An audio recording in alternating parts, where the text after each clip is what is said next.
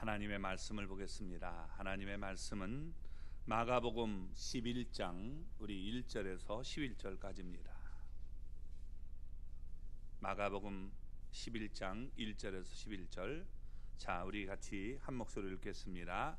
그들이 예루살렘에 가까이 와서 감람산 벳바게와 베다니에 이르렀을 때에 예수께서 제자 중 둘을 보내시며 이르시되 너희는 맞은편 마을로 가라.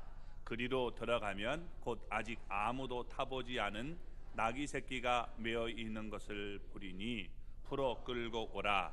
만일 누가 너희에게 왜 이렇게 하느냐 묻거든 주가 쓰시겠다 하라. 그리하면 즉시 이리로 보내리라 하시니 제자들이 가서 본즉 나귀 새끼가 문 앞 거리에 메어 있는지라. 그것을 보니 거기 서 있는 사람 중 어떤 이들이 이르되 나귀 새끼를 풀어 무엇 하려느냐 하매 제자들이 예수께서 이르신 대로 말한데 이에 허락하는지라. 나귀 새끼를 예수께로 끌고 와서 자기들의 겉옷을 그 위에 얹어 놓음에 예수께서 타시니 많은 사람들은 자기들의 겉옷을 또 어떤 이들은 들에서 벤 나무 가지를 길에 펴며 앞에서 가고 뒤에서 따르는 자들이 소리 지르되 호산나 찬송하리로다. 주의 이름으로 오시는 이여 찬송하리로다. 오는 우리 조상 다윗의 나라여 가장 높은 곳에서 호산나 하더라. 예수께서 예루살렘에 이르러 성전에 들어가사 모든 것을 둘러보시고 때가 이미 저물매 12 제자를 데리시고 베다니에 나가시니라. 아멘. 할렐루야.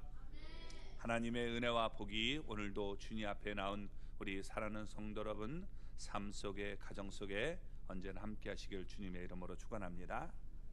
예수님이 예루살렘에 들어가실 때 많은 사람들이 종려나무를 우리가 흔들면서 찬송했기 때문에 종려 주일이라고 말을 하게 됩니다. 그 주 금요일에 예수님은 십자가를 지고 죽는 공생의 마지막 주간이 되는 시점입니다. 공생의 초기부터 예수님을 죽이려는 음모가 시작됐습니다. 그러나 대적들의 손에 예수님은 넘겨지지 않았습니다. 예수님은 그들을 세 가지 방식으로 피했습니다. 먼저 다른 곳으로 무리가 좀 이상하다 하면 옮겼습니다. 또 하나 자기의 일을 다른 사람에게 알리지 못하도록 했습니다. 이적이 일어나도 이걸 너희끼리만 알아라 라면서 조용히 넘어가겠습니다. 그리고 세 번째는 이적을 행해서 피할 때도 있었습니다. 위기에 처했을 때 여러분 이적을 행하시면서 다른 쪽으로 옮겨 가셨던 겁니다. 왜 이렇게 하셨느냐 하면 아직은 때가 되지 않았기 때문이었습니다. 그러나 이제 예수님이 의도적으로 자신의 때를 밝히고 있는 것입니다. 죽어야 될 때가 됐기 때문에 지금 예수님은 이렇게 자신이 누군가를 서서히 밝히는 모습을 보게 됩니다. 대적자들은 예수님을 죽여야 되는데 명절인 유월절을 만큼은 피하자라고 그들은 얘기를 합니다. 그런데 예수님은 아니라는 거예요. 유월절에 죽임을 당해야 합니다. 왜냐하면 유월절 어린 양으로 하나님 앞에 바쳐진 분이기 때문에 사람들이 자기를 막 열렬히 환영하는 그것을 그대로 내버려 두신 것입니다. 그렇게 해서 대적들이 증오심이 아주 극도에 이르게 돼서 결국에는 예수님이 하나님이 정하신 때에 자신이 십자가에 못 박히도록 만들었던 모습을 우리가 보게 되는 것입니다. 자, 먼저 우리가 예수님이 어디서 지금 이런 일이 일어나는지를 우리가 생각해 보기를 바랍니다. 1절 말씀을 우리 보겠습니다. 그들이 예루살렘에 가까이 와서 감람산 벳바게와 베다니에 이르렀을 때에 예수께서 제자 중 둘을 보내시며. 아멘. 자, 예루살렘이 이렇게 있다면 이스라엘 갔다 온 분들은 이게 그림이 그려지는데 안 갔다 온 사람은 또 이게 안 그려질 거예요. 자, 예루살렘이 있다면 예루살렘의 동편에 이게 감람산, 다른 말로 하면 올리브산이 있습니다. 여기 지금 이 산이 있는데 약 한 800m 정도 되는, 해발 800m 되는 그런 산입니다. 예루살렘보다 조금 높아요. 이 감람산 기슭에는 벳바게라고 하는 것과 베단이라는 것이 여러분 있다는 겁니다. 거기에 이르렀을 때 예수님께 두 사람을 지금 보내시면서 일어난 사건을 우리에게 얘기해 줍니다. 벳바게, 히브리어에서 벳하면 이건 집을 얘기하는 거예요. 벳. 그 다음에 파게라는 말은 우리가 무화과 나무를 얘기하는 겁니다. 근데 무화과를 얘기할 때 크게 무화과를 우리가 보통은 테나라고 얘기를 해요. 이건 익은 것을 얘기할 때 무화과를 테나라고 해요. 설익은 것, 익지 않은 것을 얘기할 땐 파게라고 해요. 그러니까 이것은 벳파게 하면 이건 뭐예요? 익지 않은 무화과 나무의 집이다라고 말할 수 있는 것입니다. 또 베다니, 이 베다니라는 말은 벳 하면 집이라고 그랬죠. 그 다음에 아니야라는 말은 이것은 가난하고 고통받는 자를 말하는 겁니다. 그러니까 가난하고 고통받는 자들의 집이다라고 얘기하고 있는 것입니다. 이 두 개의 작은 산골 마을이 있었습니다. 여리고로 올라가다면 먼저 베다니로 올라갑니다. 그 뒤에 벳바게를 이제 지나서 예루살렘에 도달하게 되는 것입니다. 자, 예수님이 베다니와 벳바게에 이르렀을 때, 아니 여기 보면 지금 베다니에 지금 이르렀을 때, 벳바게와 베다니에 이르렀을 때 제자들 둘을 지금 보냈다는 겁니다. 그러면서 2절과 3절을 보면 이렇게 말씀합니다. 이르시되 너희는 맞은편 마을로 가라. 그리로 들어가면 곧 아직 아무도 타보지 않은 나귀 새끼가 매어 있는 것을 보리니 풀어 끌고 오라. 만일 누가 너희에게 왜 이렇게 하느냐 묻거든 주가 쓰시겠다 하라. 그리하면 즉시 이리로 보내리라 하시니. 이때 예수님이 여러분 베다니에 계셨다면 벳바게로 두 사람을 보냈을 것입니다. 자, 예수님이 그들에게 맞은편 마을로 가라 라고 했는데 여기에 나귀 새끼가 있다는 거예요. 근데 그 나귀 새끼는 매어 있다. 그러면서 아무도 타보지 않은 나귀 새끼다 라고 얘기를 합니다. 자, 예수님은 여러분 이렇게 지금 나귀 새끼를 타기를 원하셨던 겁니다. 그런데 예수님은 현재만 아는 것이 아니라 과거의 상황도 다 알고 계시는 분이고 미래까지도 다 알고 계시는 분임을 여기서 보여주고 있는 겁니다. 낯선 마을로 우리가 먼저 들어가서 나귀 새끼를 풀면 도둑질이죠. 이건 온당하지 못하는 게 보일 수 있습니다. 따라서 누군가가 왜 이렇게 하느냐라고 당연히 물을 수 있는 것입니다. 그러면 주가 쓰시겠다고 하라 하면 여러분 그들에게 답변할 말을 얘기하신 것입니다. 이렇게 뭘 물을지도 다 알고 계셨다는 겁니다. 거기에 매어 있는 것, 그리고 그것이 지금 상태가 어떻고, 그리고 너희들이 그렇게 말을 하면 이렇게 그들은 가져가라 할 것을 얘기하고 있다는 겁니다. 과거, 현재, 미래에 대해서 모두 다 알고 계시는 여러분 분입니다. 그래서 시공을 초월해서 모든 문제를 다 알고 계시는 전지전능하신 하나님의 모습을 보여주고 있는 것입니다. 이처럼 오늘 예수님은 우리의 모든 것, 우리의 형편과 처지, 문제가 무엇인지 다 알고 계시는 분임을 깨닫기 바랍니다. 예수님은 우리를 사랑하시기 때문에 모든 문제에서 풀어줄 수 있고 귀하게 사용할 수 있다는 것입니다. 그렇게 귀하게 아름답게 사용되는 하나님의 사람들이 되시기 바랍니다. 자, 4절부터 6절까지 읽어보겠습니다.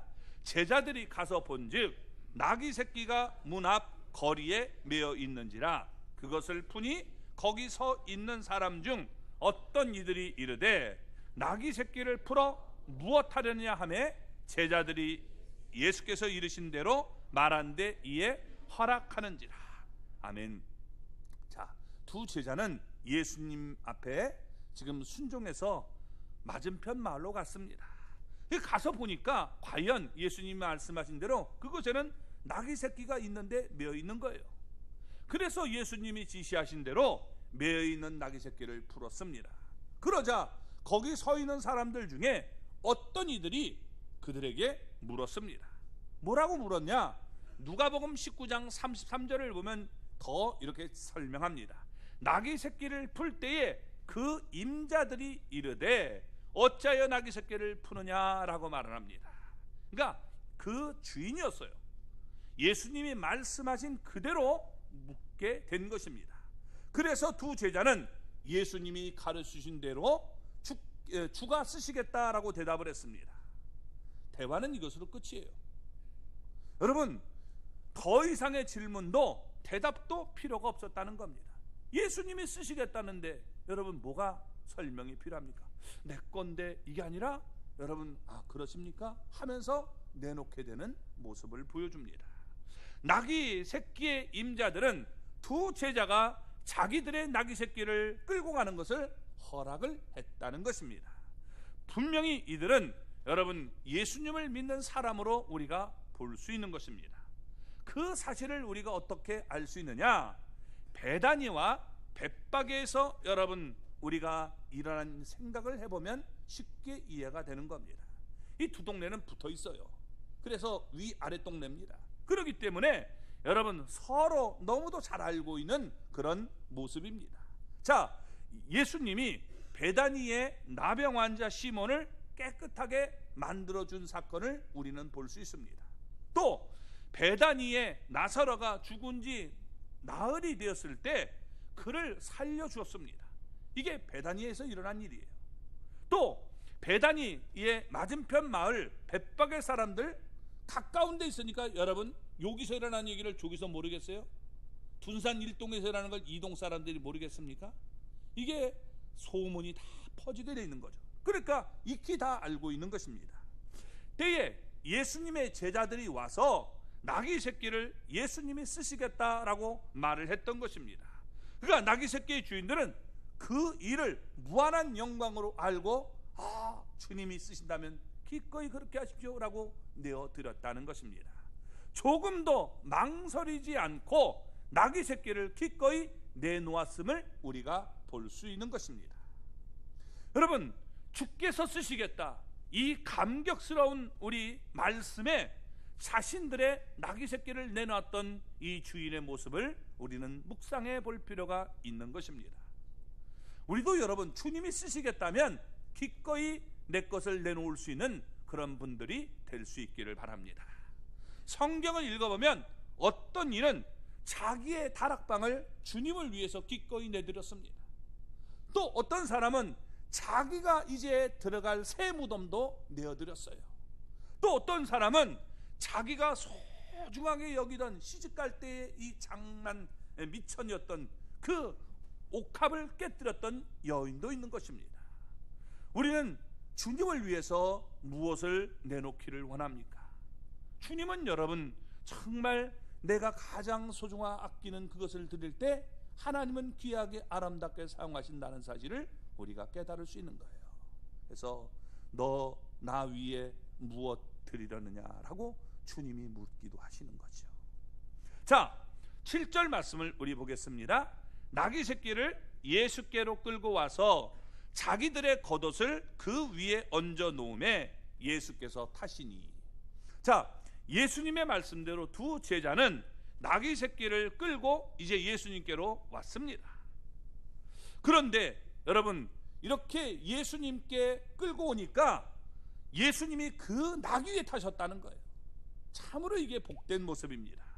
우리도 가진 것을 주님 앞에 드리면 주님이 귀하게 아름답게 사용하시는 모습을 볼 수 있는 것입니다. 그래서 어떤 어린아이는 보리떡 여러분 이 5개와 물고기 2마리 5병이요, 이 사건을 여러분 기억하죠?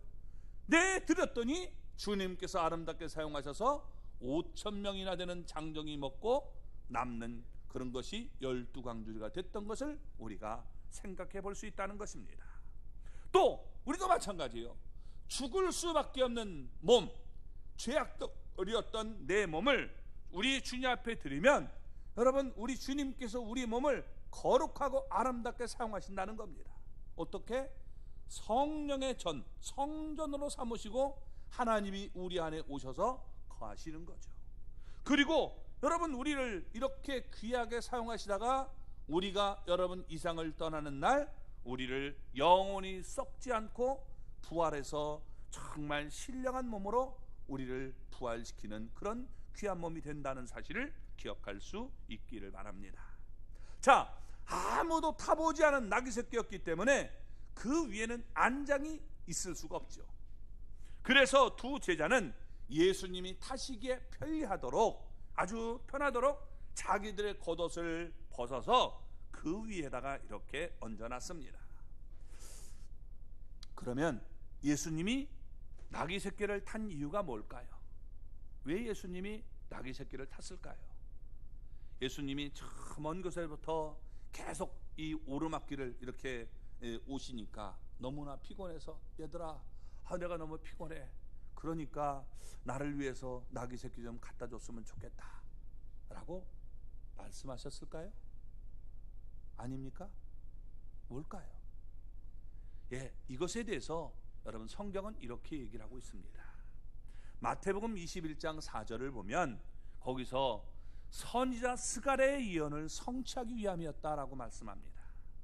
그러면 스가랴 선지자는 누구냐? 예수님보다 500년 전에 탄생한 여러분 선지자였습니다. 그가 이렇게 얘기를 합니다. 스가랴 9장 9절을 보면 이렇게 얘기를 해요.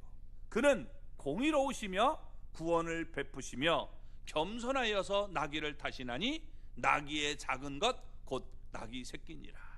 여기서 그는 메시아 되시는 예수님을 얘기하는 겁니다.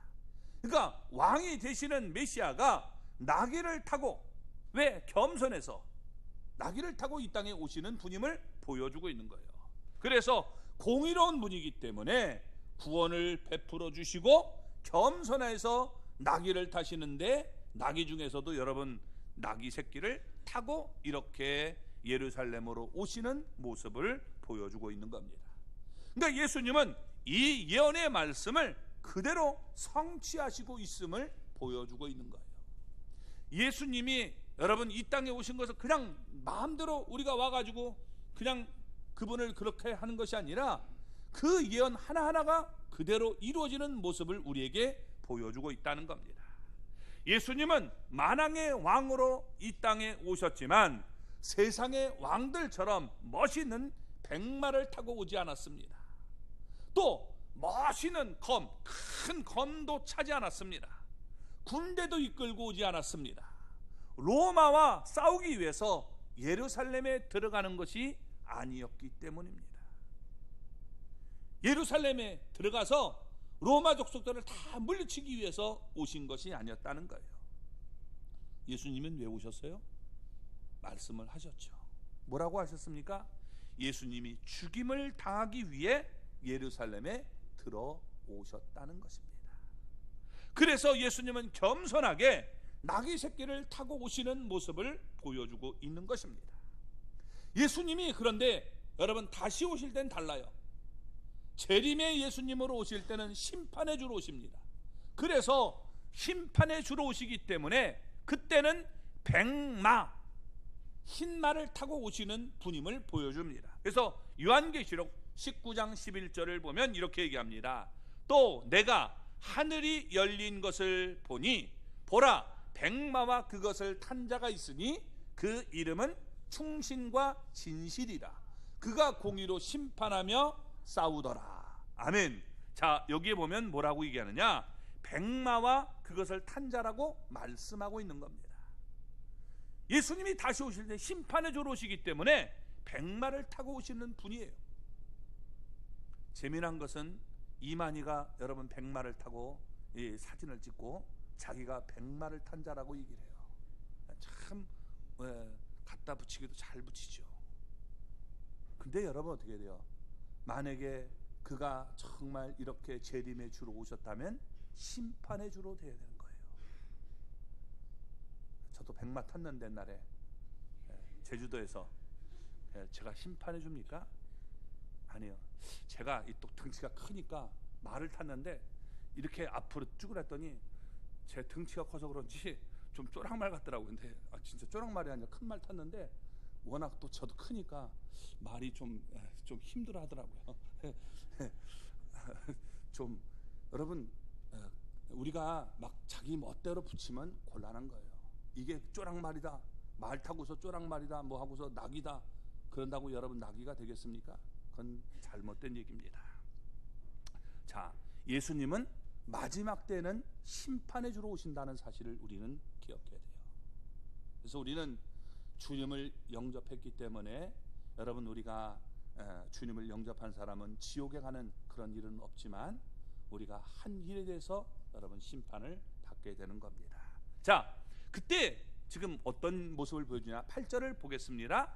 많은 사람들은 자기들의 겉옷을, 또 다른 이들은 들에서 벤 나뭇가지를 길에 펴며.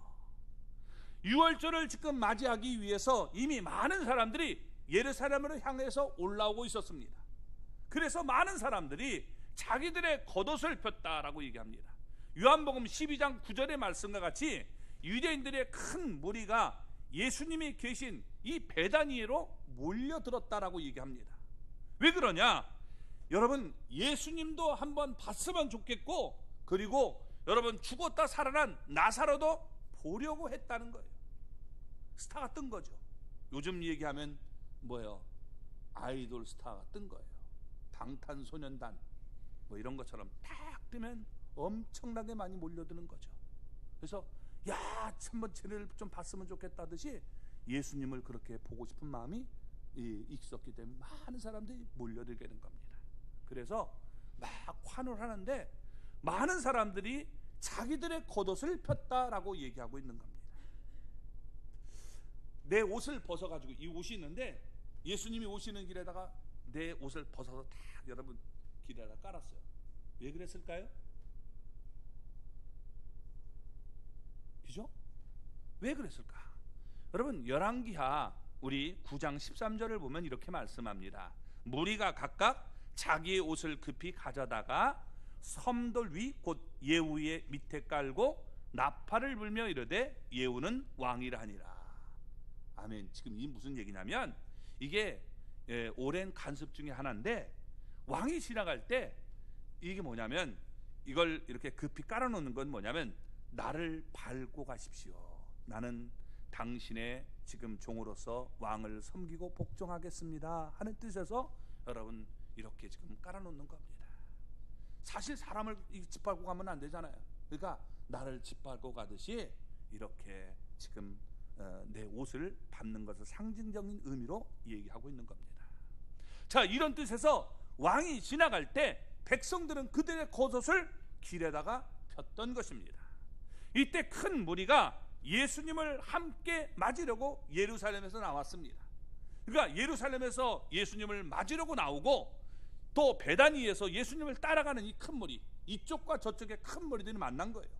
그러니까 이게 지금 여러분, 예루살렘에 당도에 있던 큰 무리들이 종려나무 가지를 들고 예수님을 맞으러 나왔음을 요한복음에서 우리가 잘 살펴볼 수 있는 것입니다.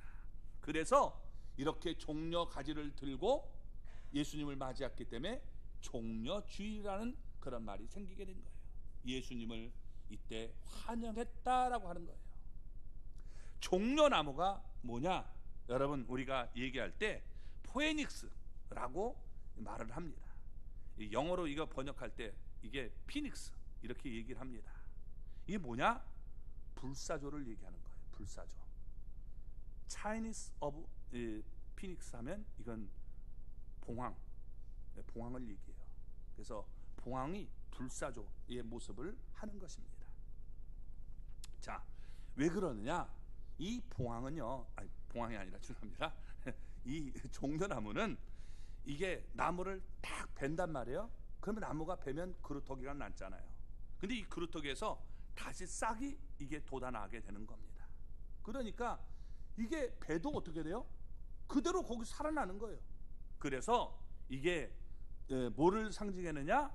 승리와 부활을 상징해주는 나무가 바로 종려나무가 되는 거예요. 우리가 영어로 할 땐 팜트리라고 얘기를 하죠. 그래서 이렇게 얘기하는 겁니다. 우리가 요한계시록 7장 9절에서 10절을 보면 종려나무 가지는 구원받은 사람의 기쁨의 상징이, 여러분, 우리가 구원받은 사람들이 종려가지 나무를 흔드는 모습을 보여주는 겁니다. 자, 예수님께서 베푸시는 이런 구원의 기쁨을 그들은 생각하면서, 야, 이제는 우리 구원받았다 하면서 지금 그 기쁨을 생각하면서 지금 종려나무 가지를 길에다 폈다는 것입니다. 9절 10절 말씀을 볼까요? 자, 같이 읽어보겠습니다. 앞에서 가고 뒤에서 따르는 자들이 소리 지르되 호산나 찬송하리로다. 주의 이름으로 오시는 이여 찬송하리로다. 오는 우리 조상 다윗의 나라여 가장 높은 곳에서는 호산나 하더라. 아멘. 자, 앞에서 가는 자들이 예루살렘에서 예수님을 맞으러 나온 사람들이었을 것입니다. 반면 뒤에서 따르는 자들은 베다니에서부터 예수님과 함께 지금 예루살렘으로 들어가는 자라고 우리가 볼 수 있죠. 이들이 하나가 돼서 소리를 쳤습니다. 뭐라고 소리를 쳤다는 거예요? 호산나 찬송하리로다. 주의 이름으로 오시는 이여 라고 얘기합니다. 이 말씀은 시편 여러분 118편 25절 26절의 말씀을 인용한 말씀입니다. 여호와여 구하옵나니 이제 구원하옵소서. 여호와여 우리가 구하옵나니 이제 형통하게 하옵소서. 여호와의 이름으로 오시는 자가 복이 있음이여 라고 얘기를 합니다. 여호와의 이름으로 오시는 이가 이렇게 올 때 우리를 구원해 주십시오 하는 그 소리를 여러분 예수님 오시기 전에 이미 천년부터 노래를 부르던 거예요. 호산나 하는 말은 헬라어예요. 히브리어는 호시아나예요. 호시아나. 이걸 음력한 게 호산나가 된 거예요. 그래서 호시아나, 이 호시아라는 말은 우리가 무슨 말이냐, 우리를 구원하소서, 제발 좀 우리를 구원해 주십시오 하는 말이에요. 나 하면서 플리스, 지금 여기 지금 우리를 구원해 주십시오 하는 말이 호시아나. 이걸 뭐라고 한다고요? 예, 음력할 때 호산나라고 번역을 한 거예요. 호산나, 호산나. 그래서 호산나라는 말은 지금 제발 좀 우리를 구원해 주십시오 하는 간절한 이 소망이 담겨진 말이 되는 것입니다. 그들은 구원을 간구하고 있습니다. 예수님을 그들은 뭐라고 얘기하고 있습니까? 주의 이름으로 오시는 이다 라고 말합니다. 주의 이름, 하나님의 이름으로 오시는 분, 그분을 지금 얘기하면서 우리를 구원해 주십시오 라고 얘기하고 있는 거예요. 하나님의 이름으로 오시는 분이 바로 메시아를 얘기해 주고 있는 겁니다. 그러니까 예수님을 메시아, 그리스도, 하나님의 아들로 그들은 믿고, 여러분 지금 예수님을 찬송하면서 호산나라고 하면서 제발 좀 우리를 구원해 주십시오 이렇게 외치고 있는 거예요. 얼마나 여러분 이게 멋있는 장면입니까? 그렇죠? 장면이 참 멋있는 거예요. 우리가 사도행전 14장을 보면 여러분 루스드라에서 나면서부터 걷지 못하게 된 사람을 이 바나바와 또 바울이 명령을 합니다. 네 발로 일어서라! 라고 명령을 하니까 여러분 고침을 받게 됩니다. 깜짝 놀랐어요, 자다가? 네. 네. 여러분, 그래서 이 사람들이 벌떡 일어나니까 어떻게 돼요? 너무나 놀랍잖아요. 그래서 뭐라고 했냐면, 야, 신이 내려왔다. 제우스 신과 이 헤르메스, 여러분 이 백이 아닙니다. 네, 에르메스 백. 이게 여러분 그 백, 비싼 백이 아니라 헤르메스는 뭐냐면 제우스 신을 통역해주는, 말을 해석해주는 신을 갖다 얘기할 때 헤르메스라고 하는 거예요. 그래서 그렇게 여기고 그들에게 엎드려 제사를 드리려고 해요. 경배하려고 합니다. 그때 바나바와 바울이 황급히 그들을 말리면서, 옷을 찢으면서 황급히 말립니다. 야, 이게 무슨 소리야? 막 해서 옷 찢는 거예요. 무슨 얘기냐? 우리도 너희와 똑같은 사람인데 우리가 어떻게 경배를 받을 수 있냐는 거예요. 사람은 경배를 받을 수 없다라고 하는 거예요. 기억하십시오. 사람은 존경의 대상은 될 수 있어도 경배의 대상은 될 수가 없는 거예요. 이게 성경의 원리예요. 사람은 여러분 어떻게 돼요?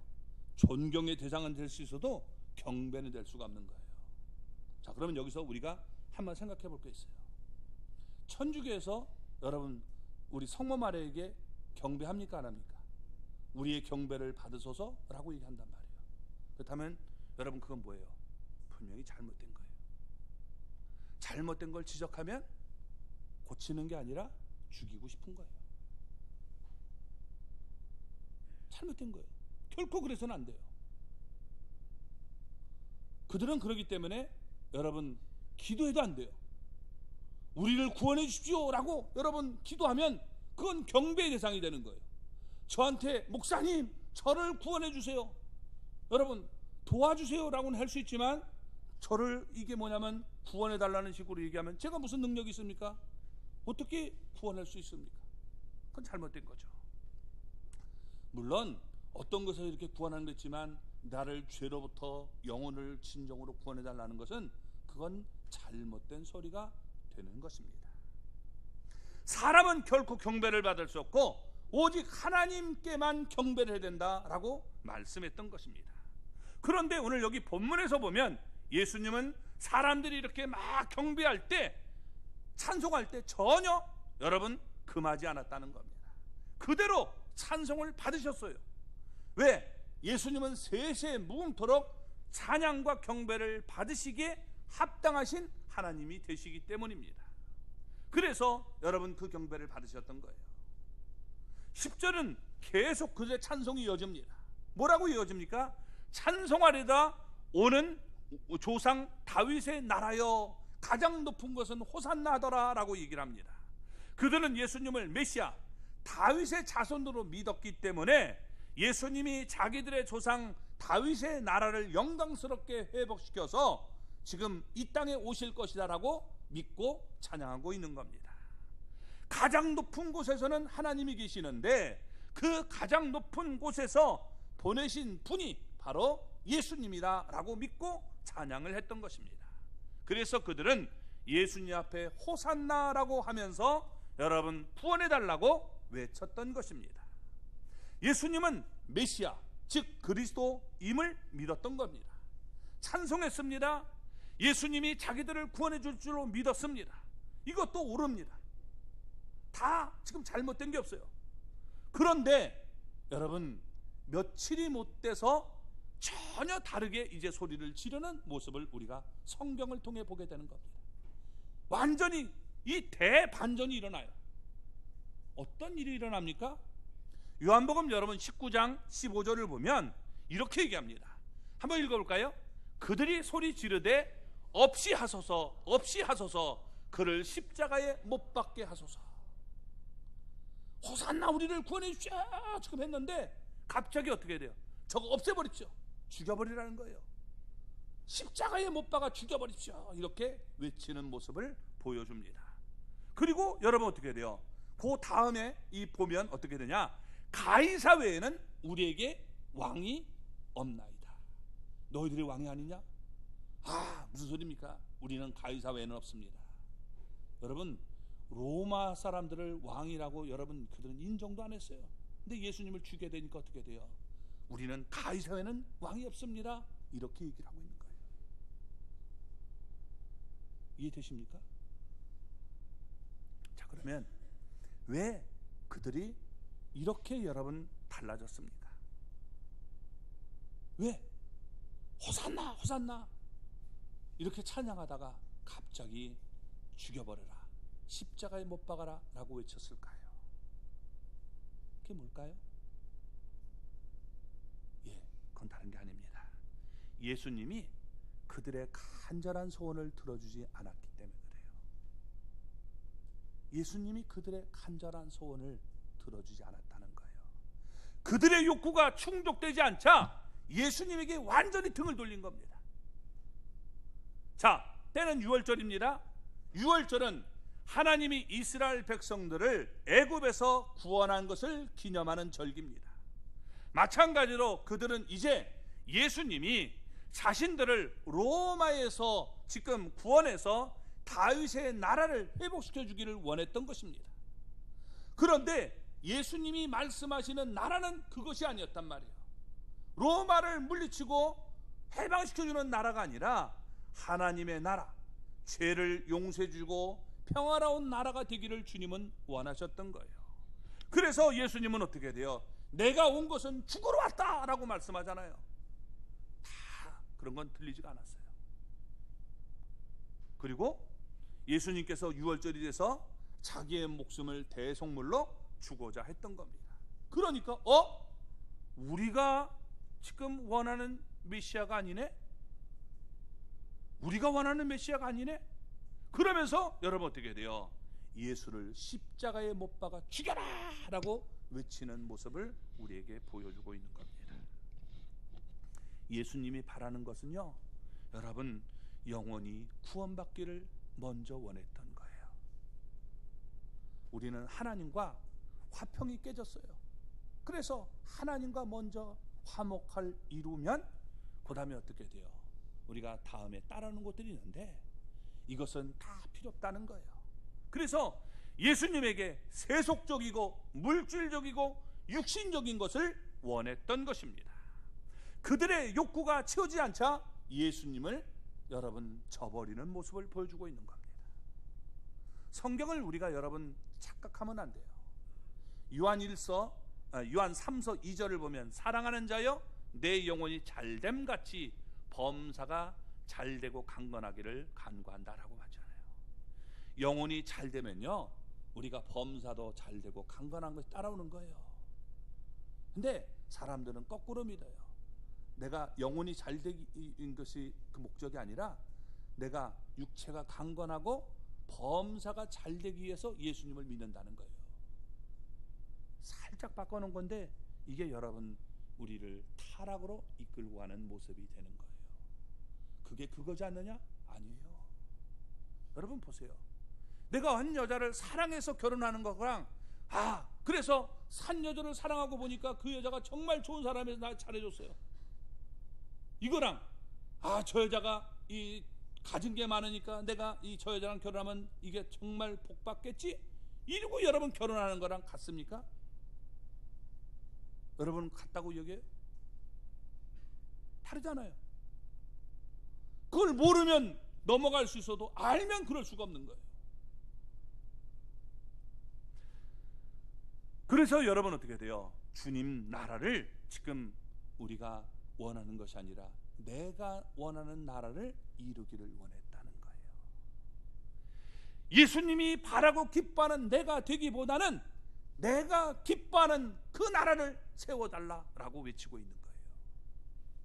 신앙생활의 타락이 바로 여기에 있는 거예요. 자, 11절 말씀을 보겠습니다. 예수께서 예루살렘에 이르러 성전에 들어가사 모든 것을 둘러보시고 때가 이미 저물매 12 제자를 데리시고 베다니에 나가시니라. 아멘. 드디어 예루살렘은 최종 목적지인 예루살렘에 도착을 했습니다. 그때 온 예루살렘이 소동이 일어났어요. 아주 그냥 이게 막 사람들이 환호를 하는 거죠. 아마 내가 생각할 때 그럴 거예요. 예수가 왔다, 메시아가 왔다 막 소리치면 막 엄청날 것입니다. 온 천지가 진동을 했을 거예요.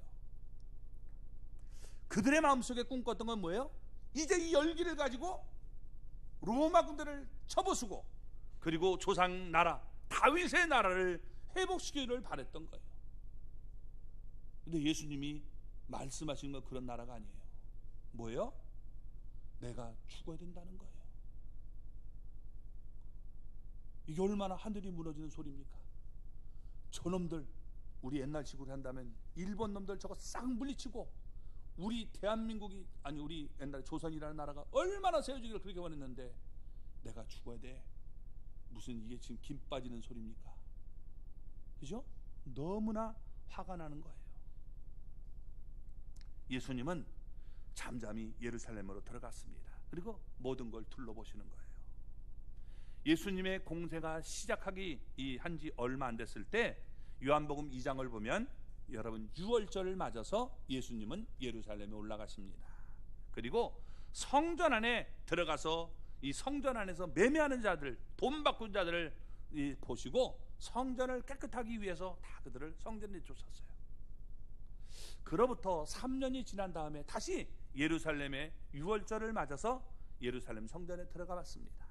근데 여러분 그곳 상황이 똑같아요. 조금도 달라진 바가 없어요. 그래서 다음날 예수님은 또다시 성전을 깨끗하게 하신 겁니다. 그래서 여러분, 우리가 이 다음에 뭐냐, 우리가 이 성전을 또 깨끗하게 하신 사건이 여러분 나타나게 되는 거예요. 그래서 우리가 여기 15절부터 보면, 우리 본문 15절부터 보면 성전을 깨끗하게 하시는 그 모습이 마가복음 11장 15절 이하에 나타나고 있는 겁니다.